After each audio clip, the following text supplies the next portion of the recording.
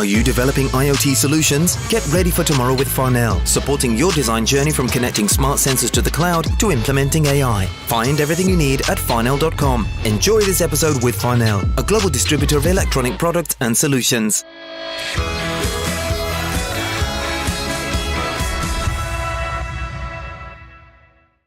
Good evening and welcome to the AV Forums Movies Podcast. We're back. Hey! Did you miss us? With me tonight are Simon Crust. Hello, Internet Land. It's great to be back.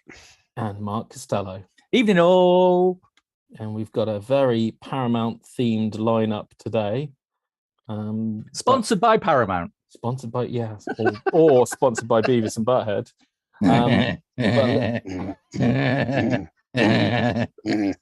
All right, let's stop the impression. That's a good terrible. That's a good terrible. How about some competitions, Mark?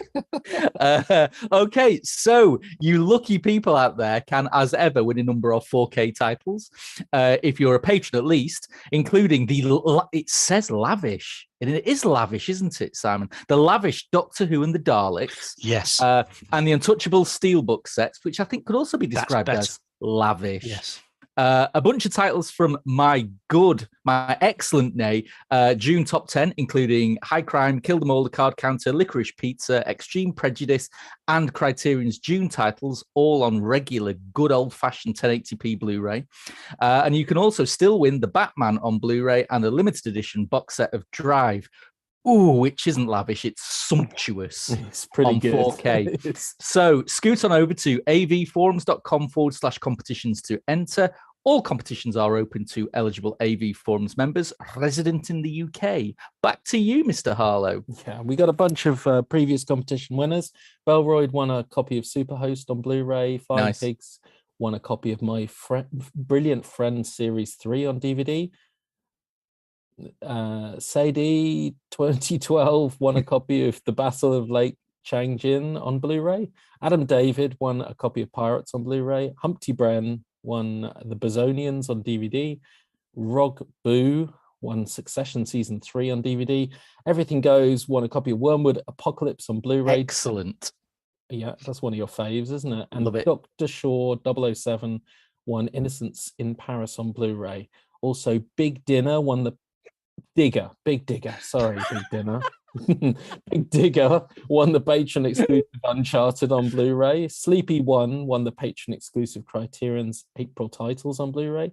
Dapper Dan 486 won the patron exclusive Criterion's May titles on Blu-ray, and Tolk won the patron exclusive Spider-Man No Way Home on 4K. And Lily White 69 won the podcast exclusive Top Gun 4K. Congrats all. Well done. Good work. There you go. That's a nice selection. Lots of prizes. We're going to talk mainly Paramount, but to get there, we're going to go past what went wrong at the movies and what went right, and touch on some 4K titles, which are going to be hosted pretty much by Simon. Ooh. He's got all the juicy discs. But first, let's talk about what went wrong at the cinema. So, is anyone? So, one of us has seen the latest Jurassic Park movie, isn't that right, Mark? That would be me, Mr. Yeah. Harlow, sir. So, I got a series of questions. Would you? Why did you go? Yeah. Would you, in hindsight, have just seen Maverick again? No. You wanted to see Dominion. Yes, I like dinosaurs. I like Sam Neill. I like Jeff Goldblum's chest. What can I say? Yeah, I could. You could say, "I'll wait for it on streaming," because you know what? I will. Well, that's fine. I mean, yes, it's not great. It's bottom of the pile with Jurassic Park 3, to be honest. But I think for me, I'm one of the few apologists who really liked Fallen Kingdom. I liked that it did what The Last Jedi did, which I also liked, and took the franchise in strange new directions. I mean, turning dinosaurs into gothic slashers, quite frankly, is my jam, and more films should do that. But then again, Dominion just got rid of it all in one fell swoop. Oh, look, more dinosaurs back in a park of some kind. Oh, you know, it undid all of the good work of the previous one for me. The dinosaurs were good. Some of the CG was fantastic. Some of the practical effects were a bit ropey, which was surprising. Some of the set pieces were amazing. Some of the set pieces were a bit. I mean, it sadly, it's exactly what the Jurassic Park / World franchise has become. A series of good to solid to maybe quite exciting set pieces and little else, which, I'd still rather go see it. It was great in IMAX, but yeah, move along, please. Let's do something different with the our wonder dinosaurs. has gone from when they first roamed across that open plain. There's no wonder at all. And I think what's even worse is it ends on a montage of, quite frankly, where it should have opened, of dinosaurs in our current world, roaming free, mixing, evolving. That's how it ends. It should have started with that. Yeah. But I think it just suffered from Last Jedi-itis. I think Fallen Kingdom's very poor reviews caused everyone to retreat to what they know, quite frankly. And it was disappointing. On a basic level, it's dinosaurs eating and attacking people. So there is some very base enjoyment to be got out of it. I am quite base, to be fair. But yeah, no wonder, no scale, no sense of majesty that certainly the first film had. Bit disappointing. Wait for streaming, Kaz. That would be my recommendation. I mean, yeah, 2 points. Firstly, you're not selling it to me. So, I'm not trying to. And secondly, did we have a conversation about spoilers? There's no spoilers there. What about the end of the film? But I've just said it's all right. It's all right. Oh, no one noticed. No one's noticed. It's fine. That's it's not a spoiler. Honestly. Yeah, no, it is. It's definitely not. I'll tell you what is a spoiler. No. When Jeff Goldblum eats Sam Neill, that's a spoiler. Why in a toilet? Why are we not all seeing Elvis? Why are you not seeing Elvis, Mark? I'm going to go and see Elvis. Why haven't you seen it? Well, I had my daughter's birthday party last week, and I've got work and stuff like that. Life stuff, Kaz. Life stuff. That seems. It seems interesting timing. We as a movies group, being movies fans, we play a movies game, which remind us of all of the good and bad titles that have come out on week release. Now it feels like one a week. It feels a little bit scant at the cinemas. And I can understand that post-COVID. No, it's because people like you go see Maverick 19 times and keep it in the bloody cinema. You know what? I saw it 3 times, and I think possibly the third time was better than the second time. Even though you know what's coming, even though you know what's going on. I knew what was coming before I'd even seen it. There's still some... Have you seen it? Yeah. Oh, absolute legend. Top Gun Maverick podcast part 17. Go on, Simon's Simon. view. So Simon, why didn't you see Dominion at the cinema? Why did you go and see I had no interest in seeing the same film that's been out 3 times already. Although you could say the same about Maverick, couldn't you? It is the same film as the first one. Slightly older, but I enjoyed it. I didn't see it at IMAX, which probably didn't work in its favour. I saw it in an Everyman in Croydon, which was a fantastic seats, electric seats, big wide leather electric seats. That was very enjoyable. The Croydon scroats that sit around you wasn't so great, but the film itself was very enjoyable. It hit all the right beats. It was we went to another pizza afterwards, and because people know that I write and review, what do you think? What was your thoughts? What did you think? And I'll say now what I said then. It's a great crowd pleaser. Yeah. Would you score it? Would you score it 11 out of 10 or 12 out of 10? That's what the AVF crowd want to know. No, it would be a solid Tom 8, I think, for me. A Tom 8. Well, that's an everyone else 19 out of 10. Take from that what you will. Sorry, Tom. Love you, bro. Miss you. That's a pretty high score you just gave it. I just have to say. Well, I mean, I'm confounded by I wouldn't elect to see any of the other things in the cinema. Really, if you told me to go to the cinema and see a film now, I'd just go and see Maverick again. But I would see Thor in preference to seeing Maverick again. I mean, there's no doubt about that. but Elvis is not drawing me in at all. Well, I'd be interested to see the actual number of films making it to mainstream multiplex screens, because it feels like you've got fewer releases. You do, taking up more screens for longer, and so I don't know if that's because these big blockbuster behemoths are steamrolling everything else and that no one's willing to take a risk, or that streaming has bitten into it, or no one's willing to take a risk. Both. Yeah, a streaming platform will buy your know nothing movie for more money than you can guarantee to get at the box office. The only thing that shifts big films is other big films, which was actually my disappointment on seeing Top Gun, because I couldn't see it in IMAX. It's come back to IMAX now, but I was actually gutted that Dominion was in all the IMAX screens. I was like, save one for Top Gun. You're just dinosaurist. That's what you are. I was really looking forward to Dominion. Then I read your review. That's how that story goes. Excellent. Someone listens to me. I was looking forward to it, and I would have watched it in the cinema. And then I read your review, and I thought, nah. This is where Kaz gets a 4K disc and basically says it's 9 out of 10. No, that Costello bloke knows nothing. It's just getting a big meh from me. To add to the cinema competition, I'm going to talk about Cronenberg's latest, which will never appear anywhere and no one will ever watch it. But 15 people in Cannes, clapped, and the other 356 got up and left. Well, they did the same with Titan. Yeah. It must be doing something right. This is disgraceful. Not enough sex with cars, Cronenberg. I'm off. Yes, that's what it's like. I have to say, it's his first film in the best part of a quarter of a century, which goes back to what he does best. Bravo, sir. Bravo. Which is body horror and weird-ass sci-fi and, body plugs and slightly organic tech. You know what I mean? Like Existence. Not one of those plugs on the internet. One of those plugs, Simon. You remember? Yeah, no, I remember in Existence, they all had these organic devices that they attached to them. They looked, deeply sexual.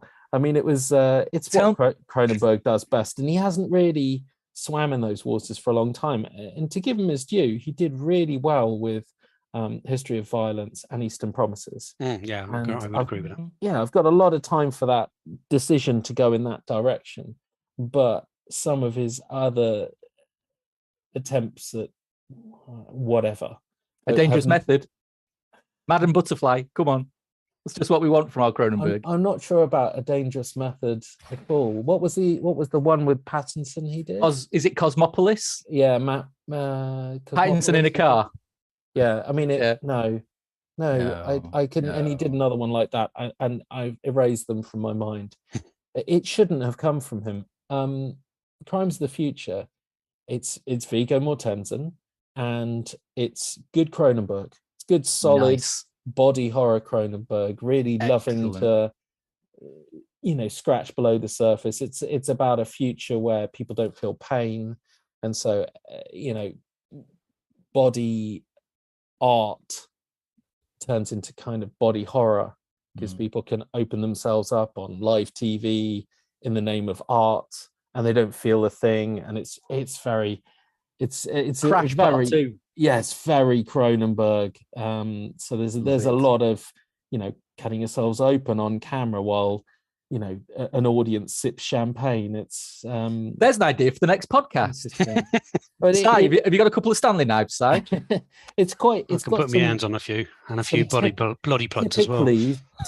Typically Cronenbergian ideas to it. The notion that evolution is changing what organs we have, and people are starting to be able to digest plastics, which is, so there's some nice, very subtle commentary in there. And I did like it. My only criticism of it, and I did like it, it's a nice return to form, is that Possession showed his son doing it better.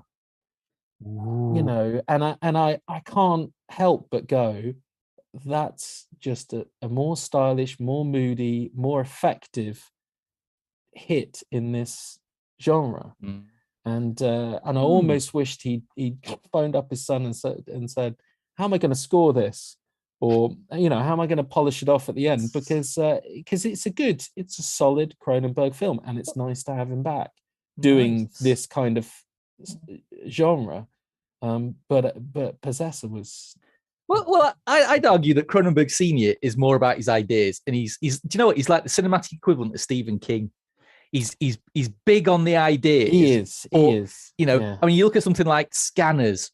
What an idea! Oh, those set pieces. Oh, Michael Ironside is awesome. But then, you know, how does it fit? No, I'm not going to go spoilers, but you know, it peters out towards the end. Dinosaurs. You know, yeah. You look at something like Dead Ringers. Love Dead Ringers as a key concept, but again, as a narrative, it runs out of steam. It doesn't know how to end. And so I think Possessor was a complete story idea, but it was executed really well. Yeah. Whereas Daddy Cronenberg is all about the ideas. He just can't see. Maybe the pair of them should just collaborate. That's what we want. Yeah.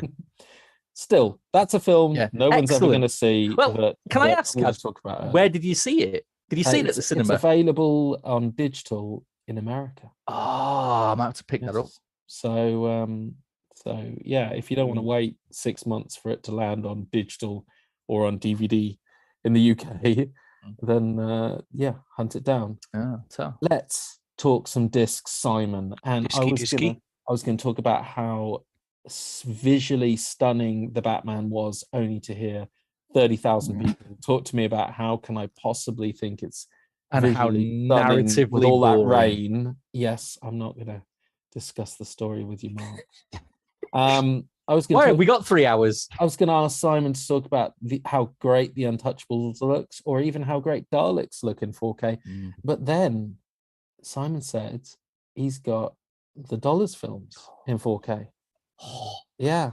Do you mean these? Oh, look at those. I have got them too. I've got them too, but I've been knee deep in Paramount Plus, and Simon's actually opened them and actually put the discs in. I have. Actually opened them. And look at those slips as well. I've got all this to look forward to. That's a little bit sexual, Simon. Please stop that. Tell us about Dollars in 4K. Dollars in 4K. So here we go. This is an interesting fact. Okay, we can see here. This is on the cover, a fistful of dollars in one of the original posters. The title on the film itself, when it boots up and you get the credits, is the original title, which was Fistful of Dollars. There is no A. Interesting. Dun, dun, dun. And then the second one, of course, got a few dollars more. The better of the two films, I think, personally. So, yes, I have them both. I am currently writing the reviews for them both. I'm really confident they'll be up for proofing tomorrow, so they might be live by Wednesday. If I can get my fingers working quickly enough. So they are native 4K DIs, and they are standard definition. So there's no HDR or Dolby Vision on these. They are just 4K, cleaned up beautifully, with what does it say on the back here? This one, Fistful of Dollars, extensive shot-by-shot color grading of the logarithmic restored 4K files, whereas a few dollars more is complete edit with extensive shot-by-shot color grading! Exclamation point. So just to clarify, it's not standard definition, it's standard dynamic range. We've lost Simon. We lost him. Sure that's a yes. I think that's what he meant. Yeah. He's paused to recalculate. Yes, he's trying to process what that logarithmic Ujima flip was, what was talked about on the back cover. I mean, I can't wait to open these two titles. I've seen them both once. Why? Oh, Simon's back. Yeah, hey, sorry, Simon. Unstable internet connection for some weird reason. Some bloke round the corner must have turned his video on or something. So, what did you want me to clarify? Oh, you mentioned it was 4K and standard definition, but I think you meant standard dynamic range. Is that standard dynamic range? I beg your pardon. Yes, that's all right. Yes. So exactly like The Good, the Bad, and the Ugly then. Exactly the same as that. Yes, Yeah. they've got hold of the raw 4K files, and they've cleaned them up to make them a prettier presentation. In that they've regraded the colours, and if you believe the blurb on the back, quite extensively to do so, because their previous Blu-ray release, which I haven't seen, was supposedly very teal, quite blue. So flesh colours were wrong, skies were wrong. All the colours were not perceived as people ought to think they were. Okay, so what Kino have done here is taken those raw files, regraded them to a more pleasing colour, and I will say they are a very pleasing colour. They look Nice. quite amazing. The detail is obviously 4K, and it is stunning, absolutely pinpoint perfect all the way through. You can see all the creases and the lines, and if they could get right close to my beard, as or on Clint Eastwood's craggy face. Wonderful stuff. The Andalusian landscape is never looked so good. I've been to where they filmed this stuff on Jollity trips years ago, and it looks exactly the same. So that greenish, yellowish tint that the ground has is real. So you can't blame the photograph for that. It does actually look that color. So that was quite good. Now, what I've written in the review and what I'll say now is these films aren't perfect. Okay, and they're never going to be perfect. These films were made in 1965 in Italy on a very cheap budget, right? So fairly cheap film stock. And it's a photochemical process, of course. So they try to match everything up, and when they show it in cinemas, it looks fine at the time. But to the modern eye, those of us or those people who are wanting to see a pristine picture, color graded all throughout, everything looks pristine, everything looks amazing, like your Disney Marvel films. It's never ever going to look like that, and rightly so. It should never look like that. It's grainy. The detail is fantastic. The colors are good, but there are inconsistencies throughout, and it should be. If I talk about 4K 77, which we've mentioned several times in this podcast, you see the Disney Blu-ray or the Disney 4K of Star Wars. It's dark, it looks great, it's clean, it's bright, everything matches, it's fantastic. Yeah, you can't really fault it. You see 4K 77 and you see how it was supposed to be. Okay, there are inconsistencies throughout. Between reels, colors don't quite match up. Between scenes, particularly in Tatooine, scenes don't match up. It's really grainy. It looks like it used to. It looks like film, and it looks fantastic. And these things here and here, these look fantastic because they replicate the film as it was supposed to be back in 1965. Or thereabouts. 67, I think, was released in US, a bit later over here. So what I'm trying to say is, when you put these in and you look at them and you go, "Oh, that don't look quite right. Oh, hang on a minute, that there's a spot there. It doesn't look right. But that wasn't the same color as that." Relax. It's supposed to be like that. Nice. Yeah, Very nice. and I mean, I can't really fault them. They are awesome. Whether or not you should put HDR on these, I don't know. Would it improve it in any way? I'm not sure it would, actually. I'm not sure it would. Maybe make it look a bit more teal. You see, because then you start, if you slap HDR on these things, are you not taking it a step away from director's intent? That's the whole debate about HDR. Yeah. Oh, don't go there, Simon. Don't go there. I mean, it's a debate which is much more easily leveled at long dead directors and cinematographers and classic features, isn't it? You can see fully why they wouldn't do it to this, but why they would for the latest, I don't know, Marvel film. The latest whatever, because they just get the director to approve the HDR and go, "Oh yeah, I do want it to pop like that," but they can't go back and go over this, and so I think there is a strong argument for keeping it faithful. It sounds like they've done just that. I mean, the thing is, though, we just don't know these days, though, do we? The whole point of HDR on these older films should be to get back to exactly what the theatrical experience should have been, because obviously we know it, back in the day, every cinema had different prints and it all looked really different every single time you viewed it. Yeah. But then again, you don't know, or are they just not stumping up for HDR grade to be added on? You don't know. So there's ifs, buts, coulda, shoulda, woulda. I think the end, as long as the output is bloody marvelous, who cares? And it sounds like the output is it's awesome. Marvelous. So it is awesome. Win.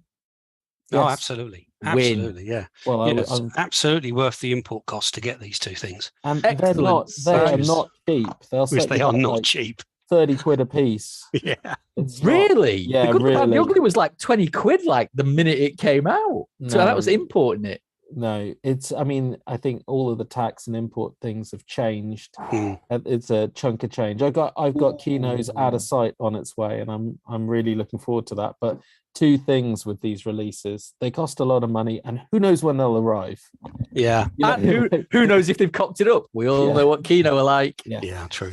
So you buy it on pre-order, and then it will turn up at some point in the next 3 to 6 months. If you're lucky, give me 30 quid is basically the deal. Yeah. But that's okay. I mean, it's very nice, and it's very nice you've got them, and I'm looking forward to spinning them both. I mean, I love Good, the Bad, and the Ugly. Yeah. And I can fully see why they didn't HDR it, and it'll match the other two. Good, the Bad, and the Ugly will match up nicely with the other two. So yeah, thank you. So excellent, Si. You just cost me money. Yes, and trumped all of the 4K we were going to talk about. Although I will quickly note, we got some 4K coming, some discs coming. So we got Heat finally coming in 4K. Hooray! Yeah. Pretty the cool. director's definitive latest Pinkett edition. Yeah, I know. Michael Mann's Thursday edition. I just don't get it. I just don't get it. I mean, if you want to do it, just do all 4 versions or 3 versions on one disc with seamless branching, because God knows only like 3 people in the world are going to be able to tell the differences. It's so ridiculously tiny. But I do miss, there's like a Pacino line, which I do miss from his latest version. And I never get it, because Michael Mann's tinkering is always 2 steps forward and 1 step back. And I miss that step back. He always adds a couple of things, which I quite like, and go, oh, that's nice. I quite like that you did that. And then remove something, which I go, where's my old version? And he did the same with Manhunter. Manhunter, he did 4 different versions on him. God only knows why. So, but anyway, we've finally got Heat. It's finally been confirmed. I think it's been confirmed on and off for about 3 years now. It's finally been confirmed, and actually on pre-order. So that bodes well. Hooray! Fatal Attraction, Paramount. Yes. Paramount are pumping out their 4K discs. Granted, it'll be another probably a la Beverly Hills Cop 2, which is fine by me. Superb transfer, bugger all extras, but I'm fine with that. So yeah, good to see these catalog titles still coming, especially after Paramount Plus is out there, because I think a lot of people were worried that these kind of releases would go straight to Paramount Plus and not see the light of day on physical. So which they will, but Paramount clearly, which we'll come on to, aren't as au fait with 4K yet on an international level, so they can't do a Disney and just hold everything back. But True. Which funnily enough is what Disney are unraveling themselves, aren't they? Because Heat, I think, is owned by them.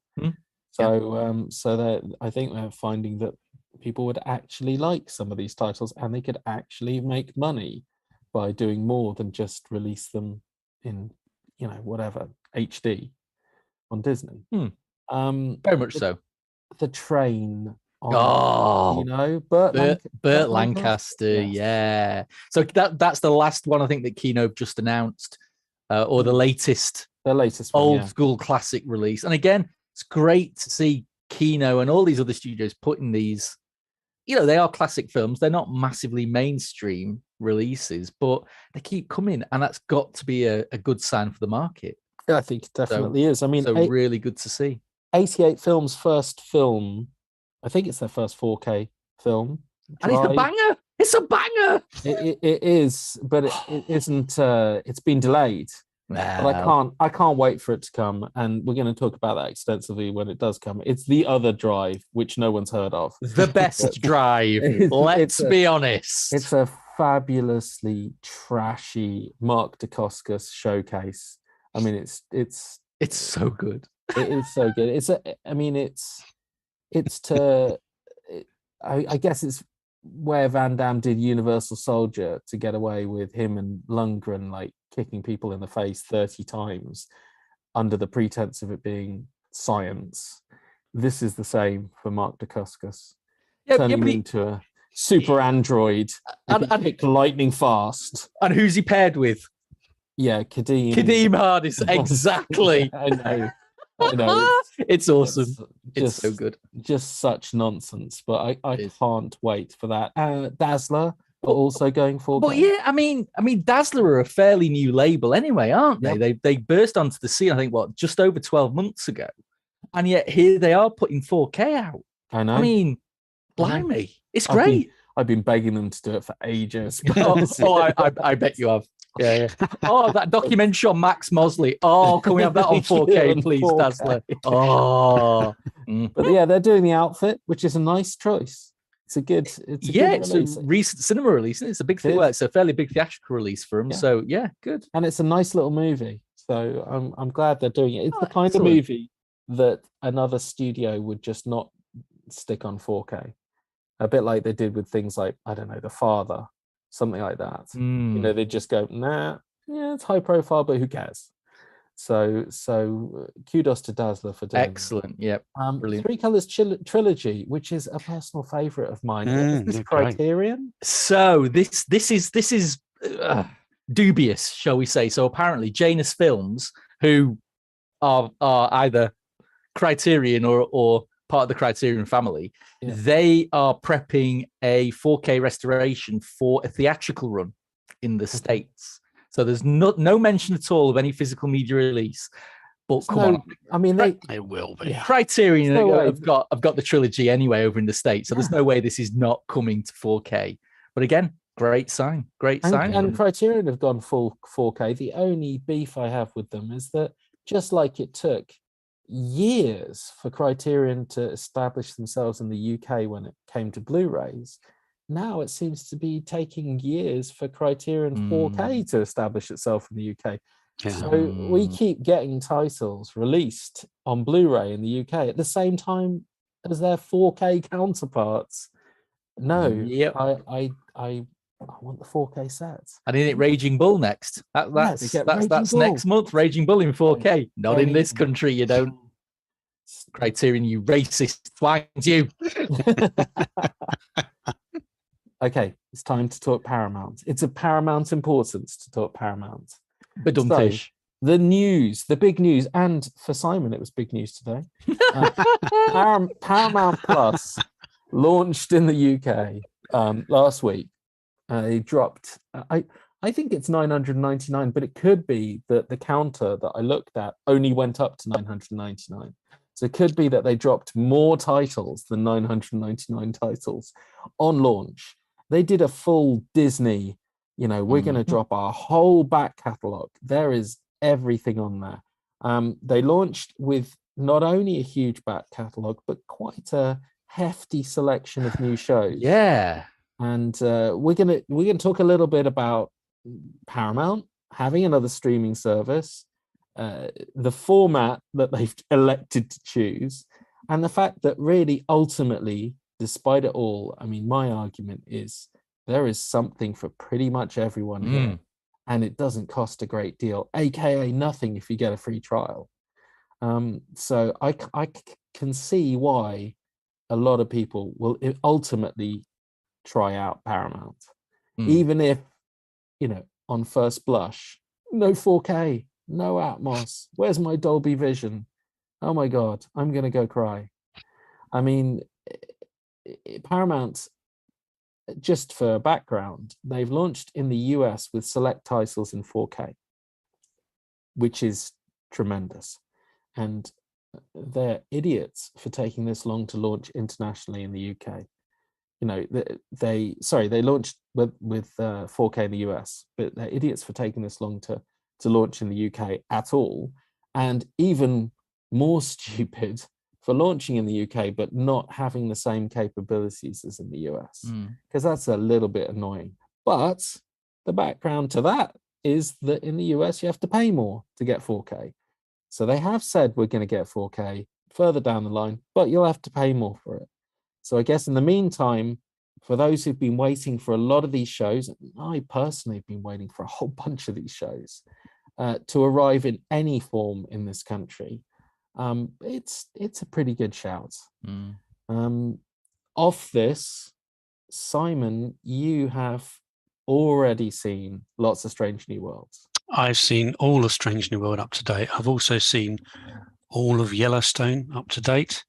Oh, really? So Oh, you're far ahead of really? me, because they've only got up to season 3 on Paramount. You've seen all 4 seasons, and you've seen 1883. I haven't seen 1883 yet. Gotta watch It's 1883. next on the list, believe it or not. Got it. So Yellowstone is, for me, the secret weapon of Paramount. It's proper quality drama, and it's modern Western. Kevin Costner. I mean, it's a lot of time with Kevin Costner in his best genre. And it's very nicely structured. It's a bit like Billions or a bit like Succession, only with more people getting shot. A lot of people get shot. Yeah, a lot of people get shot. And they get away with it every time. Yeah, there's a very nice noirish feel to the way, the lawlessness of this Old particular West. yeah, it is. It's like people go out there and they either play by the rules on this ranch or they die. They literally get dumped off a cliff. So it's a nice, unusual show that's got some pretty decent characters, I'd say. Yeah, there's a whole range of different characters there. Yeah. Right from the people you think, oh, he's never going to make it, and all of a sudden he's like a main character. I'm thinking of that guy who became who wanted to be the rodeo, that Jimmy. From kind of nowhere, and all of a sudden he's they spent 4 seasons building this guy up to something who's going to be really important. So I mean, it takes its time, and it's a good show. Yes, I do enjoy it. It's gone a little bit off the rails, I think. I think they're finding it harder and harder to get a antagonist or a group antagonist that is strong enough to beat down Costner. Dinosaurs. Yeah, dinosaurs. Jurassic World Yellowstone. There we go. Well, I mean, Paramount themselves must have thought it was the way to go, because it's Taylor Sheridan who scripted, I think, Sicario, and he did Hell and High Water, and he directed and scripted Wind River. We're not going to talk about his other directorial effort, but he's pretty good at this kind of modern Western genre. And Paramount have really doubled down. So they've done 1883. They're also doing 6666, which is another ranch. I thought for a second it was set in the future. I was kind of looking forward to it, but it's not, unfortunately, a future Western, like they promised me.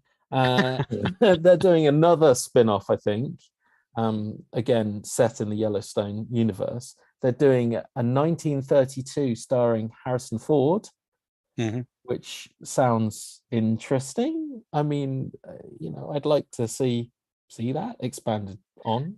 God, they're getting older, from Costner to Ford. Where next? Yeah, well, they're going backwards, aren't they? They're going backwards in time, yeah. 1883 stars Sam Elliott. He's just a legend. And it's interesting because it's Sheridan's first full Western, really, because all of the rest is modern Western. Neo-Western. Neo-Western, sure. He's great at it. He's absolutely loving the scalpings and the people getting, shooting each other over nothing, and the lawlessness over it. Like, opening scene is like a pickpocket getting lynched by the town. So, oh, he stole my wallet. Right, let's lynch him. It's just so such rough justice.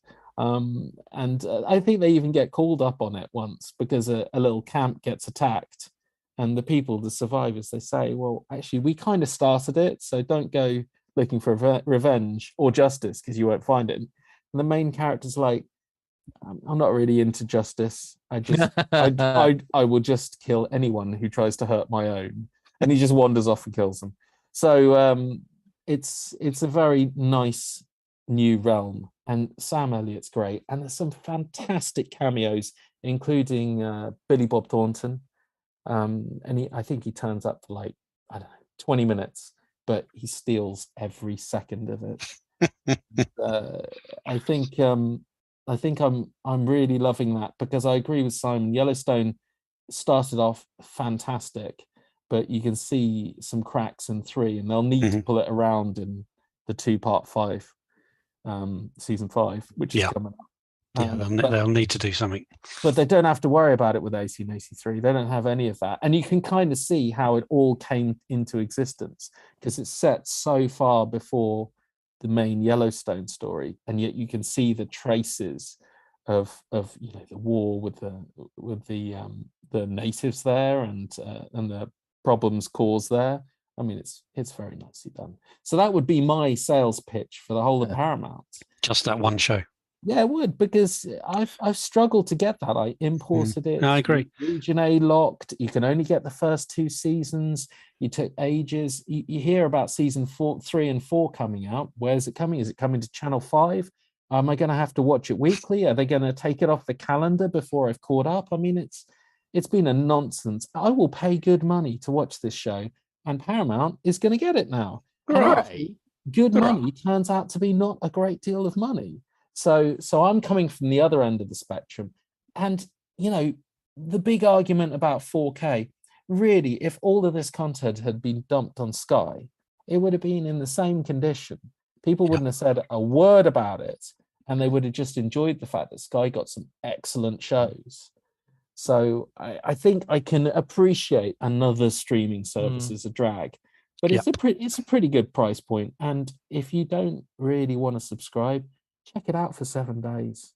Check out Yellowstone, check out 1883, watch the first episodes of like their top tier titles. So I'd say Strange New Worlds, Yellowstone, 1883, Halo, The Offer, which I'm going to sell to you guys as being better than you could ever think, because it's the making of The Godfather. Yeah. And I don't know how much you guys know about that, but I didn't know as much as this goes into it. And it might be totally fictional, but they make it a bloody entertaining ride about just how much trouble, Coppola and Puzo were in at the time with real gangsters and, really in debt and under pressure to make this movie, and who they want to cast in it. Like Burt Reynolds, they want to cast in it. They don't want Marlon Brando. He's going to ruin everything. It's just so hilarious, the angles they take, and they, trying to pitch it. The studios, just like you would see in modern productions, the studios come in, they go, it's great, we'll option it, we'll make it. You have to set it in modern times, and you have to shoot it in the studio. And it's just, seeing the look on Coppola's face. He's like, but this is a period piece. It's all about the time, and you have to have it in New York. And they're like, shoot it in the studio, it's cheaper.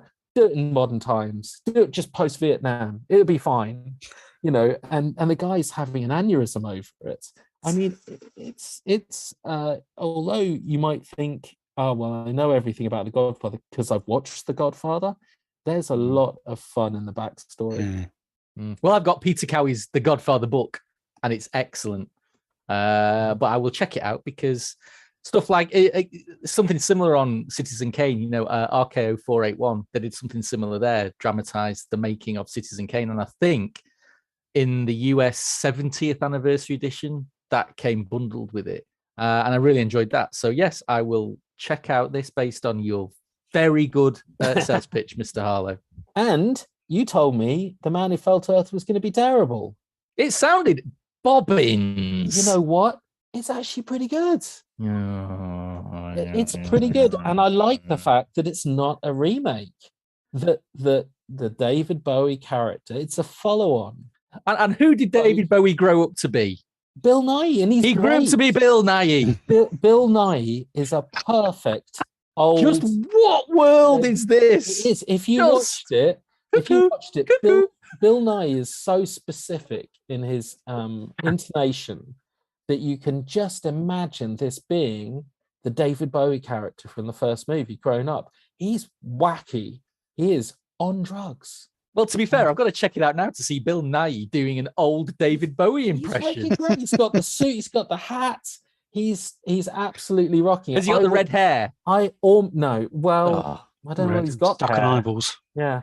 I mean, really, I would just watch a show about Bill Nye. I mean, Yeah. Chiwetel Ejiofor is good in the lead, but I would just watch Bill Nye as older David Bowie. Man Who Fell to Earth is a lot more fun than I thought it would be. And watching Jeremy Renner not be Hawkeye in Mayor of Kingstown, it was pretty good as well. I mean, it's very organized crime-ish, except he's not a gangster. He's like a fixer. He's a bit Or diet Ray Donovan. it's a bit Ray Donovan. It's a bit like, The Sopranos. It's a crossover between him being an organized crime boss and just a fixer. It's a prison town, so many thousands of people are incarcerated in that town that all of his custom comes from gangs getting stuff in and out of prison, brokering deals, avoiding people getting killed in prison, avoiding gang warfare outside, dealing with the police. It's nicely done. And he's not Hawkeye. I mean, he's a little bit Hawkeye, but he's not really. I mean, because he's getting to play kind of an anti-hero character, and it's nice. I haven't seen that in him since like Hurt Locker. Yeah. Well, that sounds great, Kaz, but surely all this TV stuff is great. Surely there are original movies on this Paramount Plus streaming service, you say? There might be, but I can't think of any at surely. all. Any at all. Sure. You know what? There's like that Marge film, which is getting rave reviews. Isn't that what you were talking about, Mark? Bob and Marge Go Large or some... Yeah, I don't something know what the like hell that. it's Yeah. It's getting great reviews. That's exactly what I was talking about. Exactly what you're talking about. Beavis and Butthead do the universe. Yes! Come on! You know what? We've waited, 25 years? Something stupid Something for mental. this? Yeah. Yeah. Why? Why have we waited this long? Of love. I have no idea why it's taken this long. But And there's a whole generation of people who can't have ever heard of them. I mean, yes, absolutely. And he milks that. I think he absolutely goes back to all of the old jokes and then, takes the mickey out of them and then rinses them some more. I thought it was great being back with Beavis and Butthead. I think that they are voiced and acted fantastically, and I could spend a whole other season, which thankfully they're doing. They're doing a whole TV show reboot, aren't they? But is it 23 or 24? I don't know why it's taking so long to finish the amazing effects. Beautiful animation there. I have no idea why. Maybe they're waiting for 4K to roll out for this, but it's very good, and it reminded me a bit of Peacemaker. It's very just free in its non-PC attitude. Nice. I take it Mr. and Mrs. Willis don't show up again. They don't. Oh, that's a shame. But there's lots of in jokes which really work. I mean, Beavis and Butthead walking into a class on equality and genders, and I mean be careful, Kaz. It's such a good scene. It's the opening tagline of the review. It's such a good scene. They get talked to about white privilege, and they seem to think, because it's described them as being carte blanche to do anything without the police doing anything about it, without anyone saying anything about it. So they take that very literally and start walking around claiming white privilege to get away with not paying for stuff or doing it. I mean, it's obviously Yeah, it's just Ju- genius. Just as long as Cornholio finally gets his TP, that's all I care about. I don't know whether he gets it in the end, but Oh. Cornholio makes a magnificent return. Wonderful. Yeah, and I need to watch this. You can tell it's good because you know it's happening. You know he's starting to get the jitters, and you can hear him doing a little Cornholio where his cackle gets a bit insane, and you know what's going to happen next. It's brilliant. I have a lot of time for it. It's not going to be the classic that was America, but hopefully it'll bring it back into the limelight, and we'll get another TV series and maybe another movie. Excellent. Yes. Excellent. So this Paramount channel, is it a replacement for one of the others out there, or is it how you continue on with? Would you drop Netflix for it? Well, that's personally, I'm just going to add them all. I want them all. I've got Paramount, I've got Mubi, I've got Stars, I've got Disney, I've got Sky, I've got Amazon, I've got Netflix. Is there anything else you can have? Shudder. I don't have Shudder. I was going to say, yeah. I rely on you for Shudder, Mark, but I've got them all. If anything's going to go, I keep trying to ditch Stars, and they keep saying, do you want it for £1? Just ditch Sky. No, they're like, do you want it for £1? I try and ditch Sky. Apple TV. ALS says Apple TV. Can't really forget Apple TV, can we? No, Apple TV, yes. Yeah. Which is the top of the top. Their stuff is, tremendous. But I would say I've got no regrets about Paramount at all. The amount of stuff I've watched on there and gone, this is great. The only trouble with them is, can they keep up this momentum? If they can keep it up, it's a contender alongside something like, I don't know, Disney.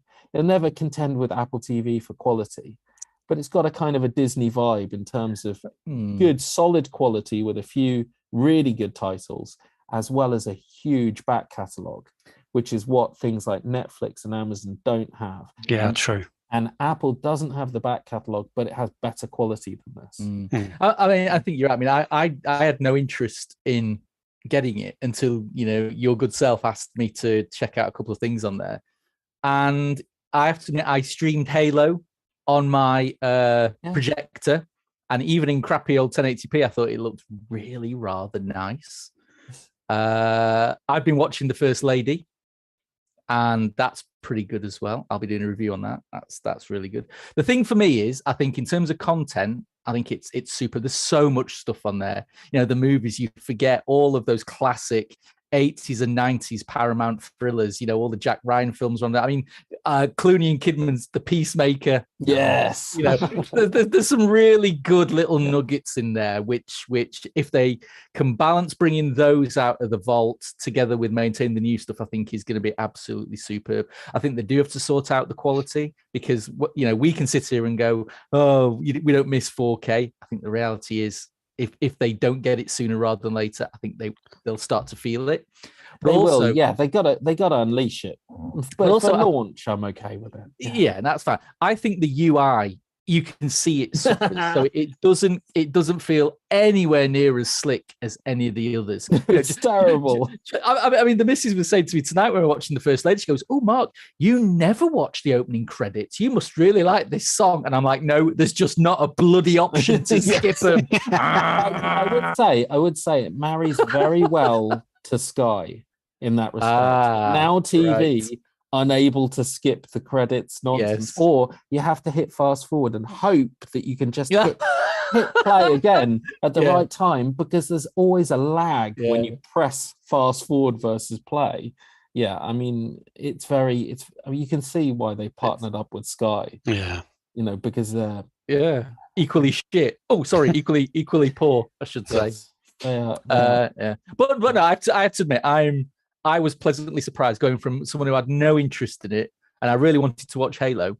But now I've got it. Yeah, I'm really pleased with the depth of content on there. Like you say, the new stuff, there's lots of it. There's lots of new stuff. Lots of it, which is good to see. So I'm going to keep it up. Nice. I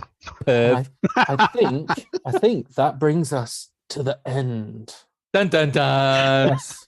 So we have a podcast competition. and it is to win a copy of The Warriors on Blu-ray, which is a Paramount title. Nice. Is it on Paramount Plus? Oh, I don't know. It is on Paramount Plus because I checked that in order to do the competition. Oh, You made me right. doubt it, because actually the question is, which streaming service is The Warriors currently available on? Oh, no, hang on. Let me think. So yes, guys. Thankfully, the other two answers are not streaming services. So it's really obvious once you know the question. I should have read the running order that had last month's question on it. That's what I should have done. That's really good. I was going to say, what's Top Gun got to do with this? Top Gun was last. Well, Top Gun's coming. Maverick's coming to Paramount. So if they the real whammy will be if they release 4K as a tier in the UK the same time that they release Maverick. Take all my money. Yeah, exactly. Then you'll get people changing their tune. Anyway, that is it for the. Oh no, Kaz! We could keep going for hours. We could, but we can't. That's you. My thanks to both the Hardware and Movies teams. If you enjoyed the podcast, please give us a like and subscribe to the channel, plus hit the notification bell so you don't miss out when we publish our live streams, product reviews, and more. You can follow us on Twitter and Facebook and bookmark avforums.com for the latest reviews, news, and videos. Plus, why not leave us a 5-star rating on whichever service you choose if they allow it, but only if you enjoyed the show. I'm Kaz Harlow. Thank you for watching and listening, and join us for the next podcast on the 11th of July.